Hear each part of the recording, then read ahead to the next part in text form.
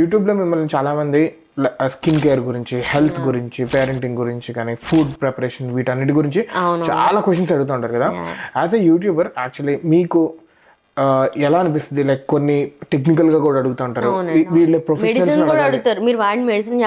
కొన్ని ప్రొఫెషనల్స్ అడగాలి, నన్ను అడగకూడదు అనేది మీకు ఎలా అనిపిస్తుంది? నేను అదే ఆన్సర్ భయం వేస్తా ఉంటుందా? లేదు, అసలు నేను డైరెక్ట్ గా ఆన్సర్ చేస్తానండి.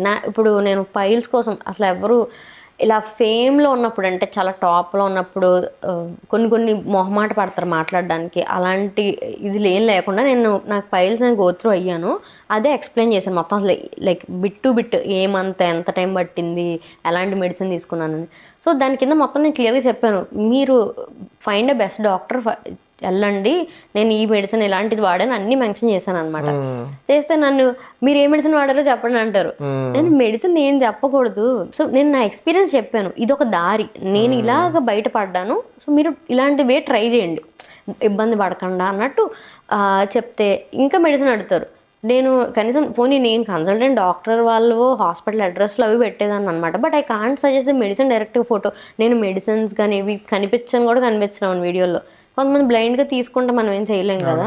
అండ్ స్కిన్ కేర్ విషయం వస్తే అగైన్ స్కిన్ కేర్ చాలా ఎలా అంటే అది మెన్షన్ చేస్తామండి, కొన్ని దగ్గర మెన్షన్ చేయడానికి కుదరదు. నేను ఏమంటానంటే trial and test. Severe acne ఉంటే ఇది యాక్నీకి పనిచేస్తుంది అని చెప్తాం, కానీ దానికి ఒక టర్మ్స్ అండ్ కండిషన్స్ ఉంటాయి కదా. లైట్గా పింపుల్స్ వచ్చే వాళ్ళకి టెస్ట్ అండ్ ట్రయల్ చేయొచ్చు. బొగ్గంతా నిండిపోయినప్పుడు నువ్వు ర్యాండమ్గా వాడకూడదు.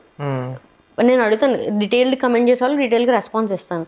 సో ఫస్ట్ డెర్మటాలజిస్ట్కి వెళ్ళండి, మీ కండిషన్ ఏంటి, మీరు ఒక బేసిక్ మెడికేషను, ఒక బేసిక్ స్కిన్ కేర్ రొటీన్ ఒక అలవాటు చేసుకొని నీ స్కిన్కి ఏ ఇంగ్రీడియంట్ సెట్ అవుతుందో నీకు అర్థం అవుద్ది. అప్పుడు నెమ్మదిగా ప్రోడక్ట్స్ టెస్ట్ అండ్ ట్రయల్ చేయండి.